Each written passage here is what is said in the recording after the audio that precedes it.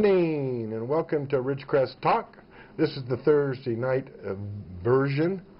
I'm Huey along with Robert Eierman, and we thought we'd talk a little bit tonight and next week on the upcoming elections regarding the ballot initiatives. We have 6 of those. And then we talk a little bit about the candidate forums that we held the last few weeks. Yes, 3 of them. 3 of them. The mayoral candidate, the city council, and the school board. But before we get into any of that, we've had an issue pop up here lately on the Ridgecrest Boulevard construction. Yes, the infamous bump outs. Yeah, we got some planters that are sticking out, some in the middle of the road, some off to the curb side that, like Robert said, bumps out. And the paper was saying like 3 feet, and we drove down the other day. They have to be close to 5 feet. Oh yeah, at least they're at least as wide as a car. Yeah, yeah. And in one place, there's a center divider on the left, and there's a bump out on the right, and it's pretty narrow. It's a front for sure.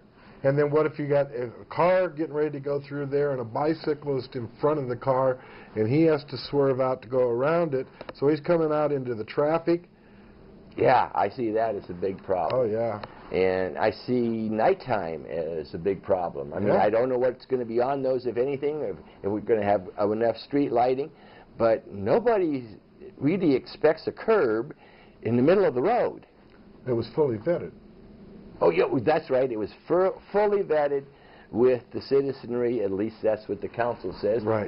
That explains why nobody knew about it, and everybody was what the heck's going on kind of questions occurring, and the poor business owners saying, gee, you just took up 1/3 of my parking because I don't have any off-street parking. I only got on-street parking, and now it's gone. Right. So the business owners are happy too. Yeah. So I foresee there's a possibility of injuries with bicyclists, maybe even with pedestrians. We haven't seen any crosswalks yet, so we don't know exactly where those are going to be. And with automobiles, you know, somebody, as often happens, you have somebody turning left, and you just go around to the right to pass when you shouldn't, and surprise! Guess what's facing you right square in the face. So it's going to be interesting where this goes. They plumbed it. That's the other thing. I thought we were in a drought. We are. Why conserve water. Would we put planters to put plants in and water? That was before the drought. Oh. I don't know. This has been in the planning for a long time. Okay. But I thought we had like 4-year drought going on. Well, we do. But this was about 5 years ago. Or 7 or something. But they kind of like the Walmart. Yeah. Super Walmart. Guys, guys, those are just all indigenous plants that they're putting in there. Oh. See what I'm saying? No water necessary. They're desert plants, I'm sure. Oh, okay. Yeah. So they're going to zero-scape it. Yeah, something like that. Okay. But I heard they had piped water right to the planters. So, but we'll see. You know, this is an evolving thing. They should be attractive. I think it was much more attractive when they weren't there. But me too. But hey, let us know what you think. You can let us know by emailing us at info@kzgn.net. We'd love to hear your opinion on the bump outs and what you think. It was brought up at the last city council meeting as a reason I believe the that's papers true, yes. talked about it. Okay, our candidate forums that we had the last 3 weeks. Rather than talk about any one candidate forum, let's just kind of bunch them together. Okay, all right. First off, we want to thank the candidates who came out and participated in each one of the forums. Now, unfortunately, we weren't able to get all the candidates for each of the races. Some, albeit, had commitments out of town. They had health issues, whatever. So, unfortunately, we weren't able to get all of them, but we got I think, a good bunch of them. Yes, we did. Yeah, and in their quote defense, these are busy people with Yes. hectic schedules, Right, and you know they're not always able to meet every obligation that they would like to, or every situation that they would like to attend. And the other thing we have to compliment them on, they didn't get any of these questions ahead of time. No, they were all cold turkey questions. Yeah, we caught them cold. Yeah. So. And the candidates did, I thought, a very good job of handling those questions, which, you know, we were not looking to throw them softball questions in any way, shape, or form. These were pretty tough questions, and especially when you have no time other than the other candidate saying something before you, but sometimes we rotated it so everybody got an opportunity to be first, and those are hard questions to answer. Yeah. So we certainly want to thank the candidates. Oh, we want to thank. We want to thank Alan, Mr. Aaron Crutchfield from the Daily Independent, and who provided some questions also, and Mr. Scott Leahy, who did an excellent job as moderator. Yeah, he did. And we cannot forget the immense amount of work that the KZGN staff, and especially led by Fritz, did so that we could put on those forums. It was a lot of work. It was our pleasure, guys. A lot of hours were put in to accomplish this. Yeah, and you know, comparatively to the job of the moderator and the candidates, Al and I had the easy job. Really? Yeah. Well, there was some time in there was preparation. a lot of work. Don't get, you know, but on the air, it was the easy job. Right. A lot of work to develop the questions and determine which questions were better than the others, because we obviously had a limited amount of time. We couldn't ask all the questions we wanted. Right. So that was many meetings to do that. But the air time, we had the easy job. Yeah, pretty much so.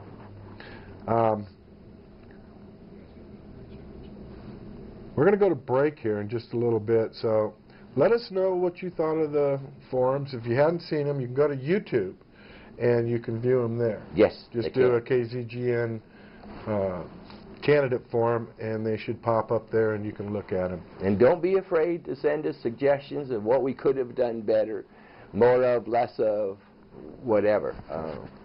What was the other thing we wanted to mention? Well, we'll have to get to it after break. We only got a few seconds before we go to break.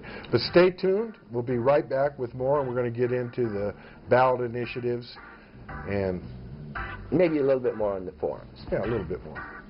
We'll see you right after break.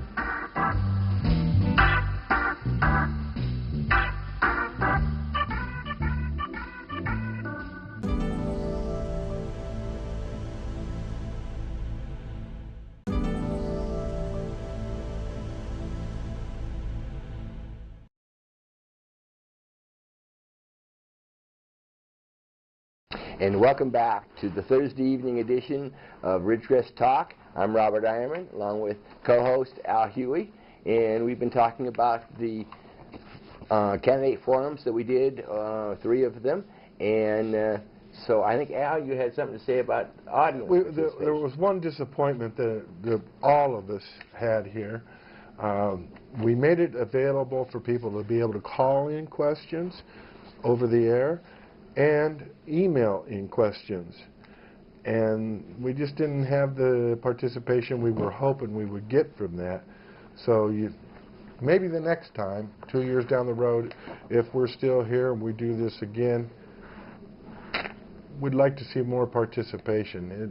It's kind of disappointing. You wonder out there who's paying attention to what's going on the election. You know? Yeah, but maybe it's just the fact that they're intimidated. They don't feel comfortable doing it. You know, but hopefully that'll change, and we'll encourage them to be more comfortable with doing it. Right.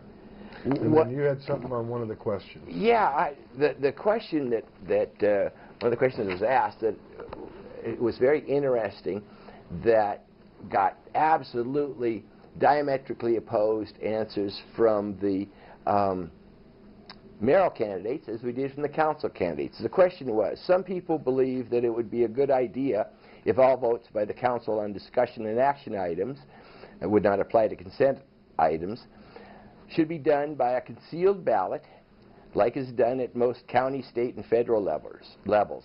Each member's vote is always revealed, but only after every member has voted. This would clearly prevent one or more members' votes from influencing another member's vote. And do you agree or disagree, and why? And all of the mayoral candidates were not just against it, but I would say strongly against it, wouldn't you? Pretty much. And all of the council candidates were not just for it, but they were strongly for it. Right. And I just found that to be a very interesting dichotomy, that we had that reaction. And hopefully, we'd like to encourage our viewers out there. What do you think? Do you think it's a good idea? Do you think it's a bad idea? Let us know. KZGN.info at KZGN.net, and let us know what you think. We'll get into that subject more down the road. We're going to have, because we're going to lobby the city council to adopt that. Yeah, because I think it's, although some people felt there was no way that their vote could be influenced by how the others voted. And I think that's, you were formerly a school board member. And I can tell you, the temptation is huge. Yeah. I don't remember, it's been a long time, whether I did it or I didn't do it. I don't think I did it, but it is a huge temptation. I do remember that, because that was a 7-member board at the time.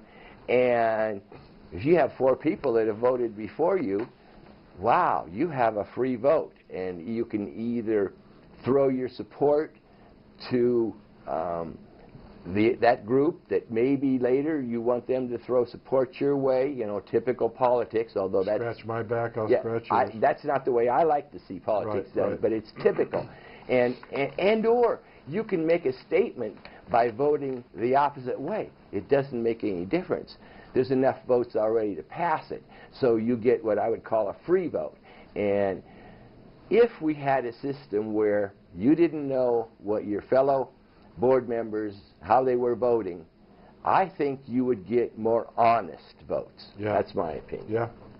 Now, again, remember, the votes will be revealed when all the votes are in. Everybody knows how something like lights, you know, where the dais is up there, where all the council sits, but out in front, where they can't see, there could be like 3 lights, a green, red, and a yellow, or yes, no, and abstain. Yes, something like that.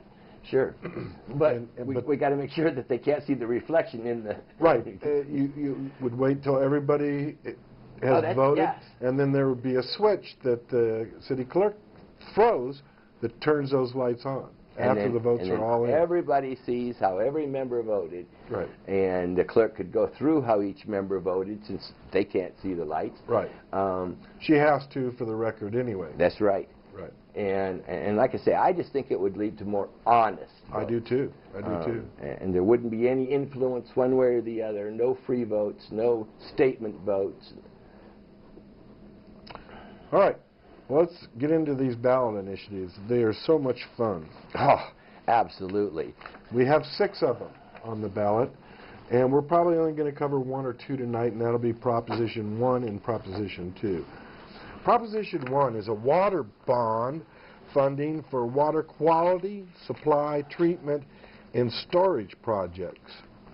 It authorizes $7.545 billion in general obligation bonds for state and water supply infrastructure projects, including surface and groundwater storage, ecosystems and watershed protection, and restoration and drinking water protection. Fiscal impact increased state bond costs averaging $360 million annually over 40 years. Local government savings for water-related projects likely averaging a couple $100 million annually over the next few decades. So what we've done here, or what I have done, why don't you talk about how the legislature voted on this, and then I went online, and we have 6 parties in California, and I went to their websites to see how they were telling people to vote. Okay, in the Senate, you had 37 ayes and no nays. In the Assembly, you had 77 ayes and 2 nays. In other words, it was essentially unanimous from our legislation. But this was a legislative proposition. Yes, put on the ballot Both by one the and two. right. Yeah. So they had no problem with it. Let me tell you, when I go through these, sometimes it makes my head hurt. It's you know, these people say this, and then this other person says something that's totally opposite, but using the same information, and it's difficult to sort out. It really is. Yeah. And Well, we're not here to give you opinion of how to vote. We're just trying to give you information. right. So if you go to the GOP website, they say yes on one. If you go to Peace and Freedom, they say no on one. And if you come back, Yeah, we'll give you the we'll rest. give you the rest of them. So, We're going to go to break here. You're listening to Ridgecrest Talk, the Thursday night version, yes. with Al and Robert.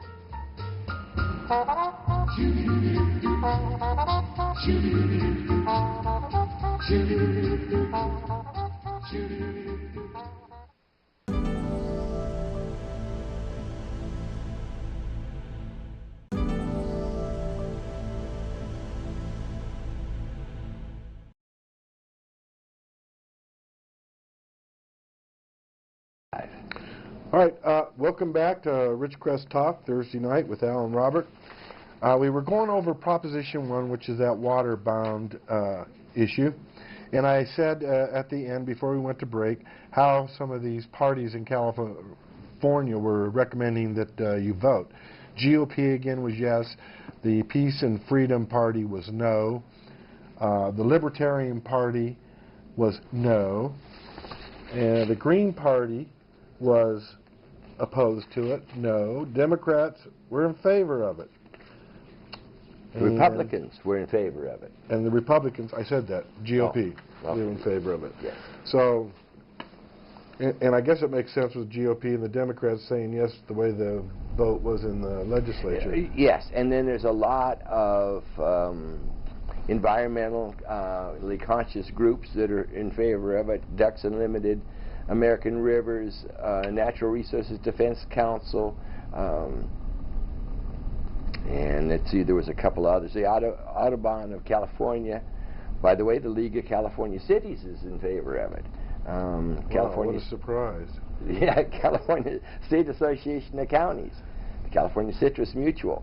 But who is against it? Let's see. You know, what's interesting, guys, is that we've got Jerry Brown, who's got a television out in support of it as well. So the governor's actually in support of it. Oh, yes, the governor's in support of it, absolutely. And a gentleman by the name of, I believe it's a gentleman, Sean Parker, he put in $1 million. California Alliance for Jobs put in $500,000. A lot of big donors to it.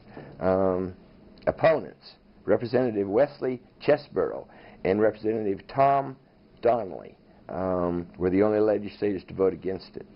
But the point here is you can go online if you're not sure with the packet you get, the pamphlet that talks about the ballot initiative or initiatives. They could be, like you said, it give you a headache. You know? Yeah, absolutely. And this is from what I've been... So if you trust a certain political party or a group like Howard Jarvis, I unfortunately left that one at home. There's other groups out there that put out these voter guides or recommendations on candidates and ballot initiatives. And the information I was giving you is from Ballotpedia, which I found to be very thorough and very non-biased, just presents you all the information, and I found it very useful. Let's get into Proposition 2. We don't have a lot of time today. No, we don't. Proposition 2 is the state budget stabilization account, legislative constitutional amendment. Requires annual transfer of state general fund revenues to budget stabilization account. Requires half of the revenues to be used to repay state debts. Limits use of remaining funds to emergency or budget deficits. Fiscal impacts, long-term state savings from faster payment of existing debts. Different levels of state budget reserves depending on economy and decisions by elected officials. Smaller local reserves for some school districts. Now that's the important part. Our school district here carries a much larger reserve than most of its counterparts around the state, and it's. Well, didn't Bill Ferris say that they had stopped that when he was That's there? what this does. This reinstate? No. This stops it. Okay. This prevents the school districts from carrying anything except what equates to about a 3-week reserve. And it would, if that happens, our school district would be in very difficult times. And other school districts would too, because sometimes they don't even pay the school districts for the money that they owe them for the year until like June. And they often have these mandates which are unfunded. Right, and so the school districts have a significant cash flow problem. It's not that they're not going to get the money, but they're not like the state where they can just say, oh, by the way, here's an IOU, or we'll print some more money. Oh, no, they can't print. We'll borrow some more money, whatever. But the point is that that's a real problem for our local school districts. So you definitely have to consider that when you decide which way you want to vote on this. Okay, let's see what the parties recommend. Okay? The Republican Party, now this is the California, all these are California parties. GOP recommends yes on 2. Okay.